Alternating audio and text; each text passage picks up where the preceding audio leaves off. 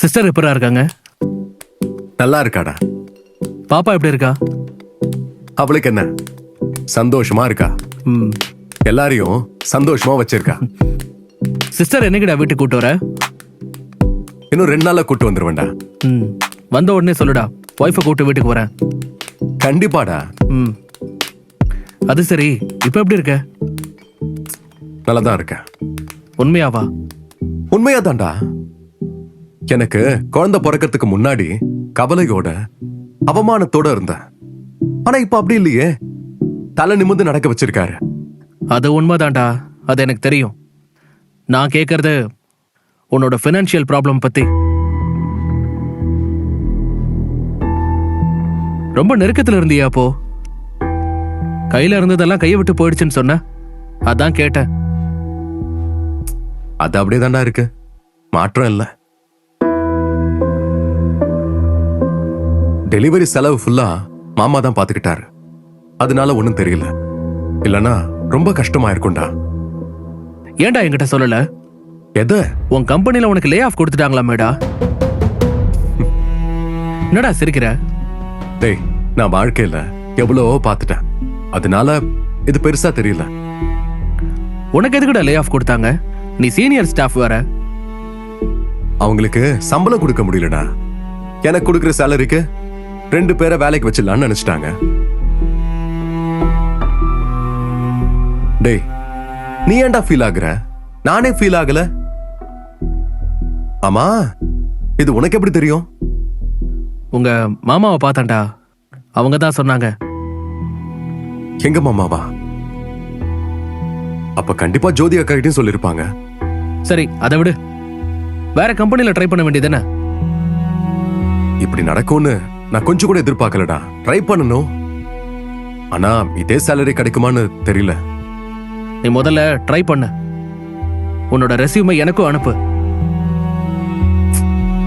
அனுப்புறேன்டா. ஏன்டா சலிச்சுக்கிற? பிறந்த பிள்ளைக்கு ஒரு செயின் கூட எடுத்து போட முடியலடா. மனசுக்கு எவ்வளவு கஷ்டமா இருக்கு தெரியுமா? கவலைப்படாதடா. கையில காசு இருக்கும்போது கண்ணு மண்ணு தெரியாம நடந்துகிட்டேன். ஆனா இப்போ பாதையெல்லாம் அடைக்கப்பட்டிருக்கு. என்ன பண்றதுன்னே தெரியலடா. டேய், எல்லாம் சரியா நடக்கும், நீ ஃபீல் பண்ணாத. மாலதி எப்படி இருக்காப்பா? நல்லா இருக்காமா. அப்பா, எனக்கு ஒரு கேள்வி. என்ன ஜோதி? மாலத்திய எதுக்குப்பா டெலிவரிக்கு அப்புறம் ஊருக்கு கூட்டிட்டு போனீங்க? இங்கேயே வச்சிருக்கலாம்ல? நான் எங்க அம்மா ஊருக்கு போக சொன்னேன். அவ அம்மா தான் முடிவெடுத்தா. நான் சொன்னேன் நம்ம வீட்லயே இருக்கட்டும்னு. அவங்க அம்மா கேட்கவே இல்ல.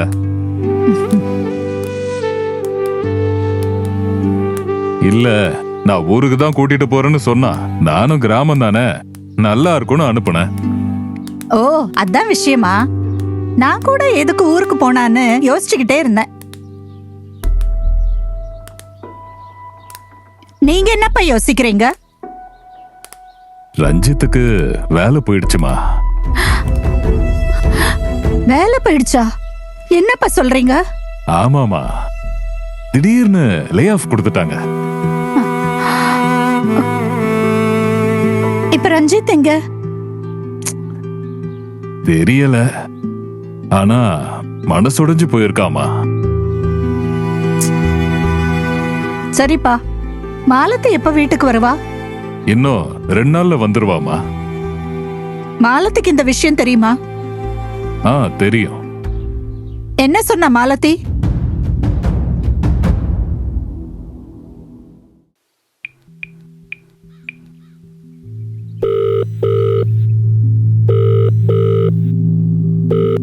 நான் கேள்விப்பட்டது உண்மையா? என்ன விஷயமா? உங்களுக்கு லே ஆஃப் கொடுத்துட்டாங்களா? ஏங்க, உங்களை தான் கேக்குறேன். ஆமாமா. அதையே என்கிட்ட சொல்லல. இல்லம்மா, அப்புறமா சொல்லலாமான்னு பார்த்தேன். உங்களுக்கு லே ஆஃப் கொடுக்கற அளவுக்கு நீங்க என்ன பண்ணீங்க? நான் என்ன பண்ணேன்? அப்புறம் எதுக்கு லே ஆஃப் கொடுத்தாங்க? லே ஆஃப் தானே கொடுத்தாங்க, டிஸ்மிஸ் பண்ணலங்க. எங்க பாருமா, ஆபீஸ்ல பினான்சியல் ப்ராப்ளம். சோ அதனால அவங்க என்ன லே ஆஃப் பண்ணிட்டாங்க. அதுக்கு நான் என்ன பண்ண முடியும்? இப்ப என்ன பண்ண போறீங்க? ஏதாவது பண்றேன். ஏதாவதுனா என்ன பண்ண போறீங்க? ஏதாவது செய்வ மாலதி. அதான் கேக்குறேன், ஏதாவதுனா என்ன பண்ண போறீங்க? தற்கொலை பண்ண போறேன், போதுமா? அதுக்கு கூட நீங்க லாய்க்க இல்ல. பிறந்த புள்ளைய கூட வந்து சரியா பார்க்கல, இதுல தற்கொலை பண்ண போறாராம். ஒழுங்கா வேற வேலையை தேடுங்க. சும்மா தண்டத்துக்குன்னு ஊரை சுத்தாம வேற வேலை தேடுற வழிய பாருங்க.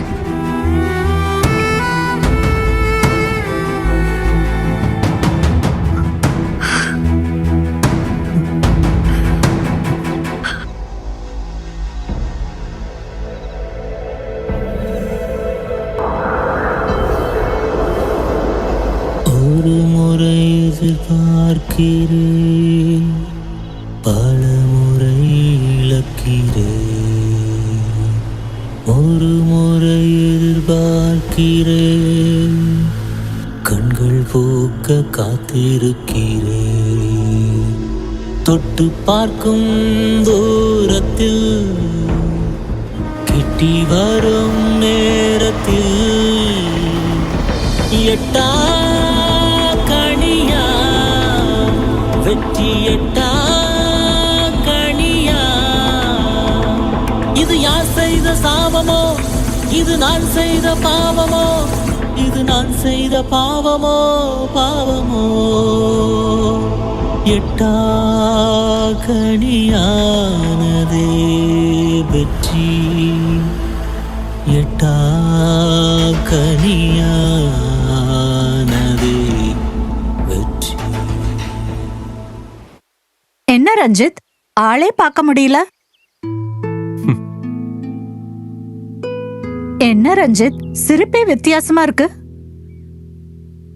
வாழ்க்கையே வித்தியாசமா தான்க்கா இருக்கு.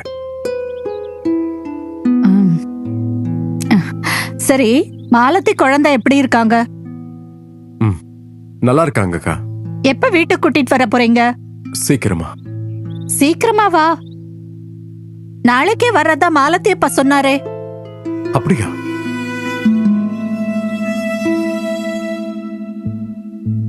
என்ன ரஞ்சித், மாலதி வர்றது உங்களுக்கே தெரியல போல இருக்கு. என்ன நடக்குதுப்பா? எனக்கு ஒண்ணுமே புரியலையே. அப்பா சொன்னாரு உங்களுக்கு.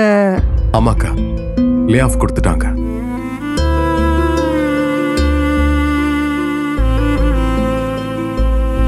கவலைப்படாதீங்க ரஞ்சித், எல்லாம் நன்மைக்குன்னே நினைச்சுக்கோங்க. அது எப்படிக்கா அவ்வளவு ஈஸியா எடுத்துக்க முடியும்? ரொம்ப கஷ்டம்தான். சொல்றது ஈஸி, ஆனா வாழ்க்கையில அது ரொம்ப கஷ்டம்.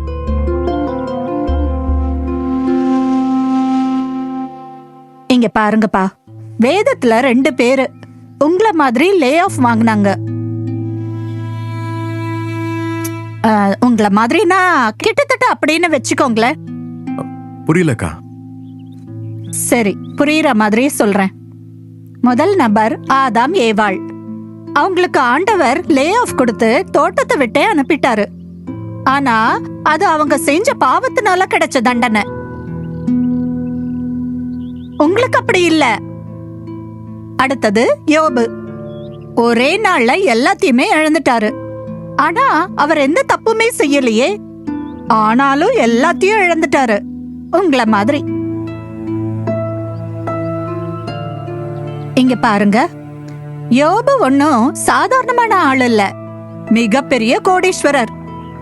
ஒரே நாள்ல ஆடு, மாடு, வேலைக்காரன், வேலைக்காரி, பிள்ளைங்கன்னு எல்லாரும் இறந்துட்டாங்க.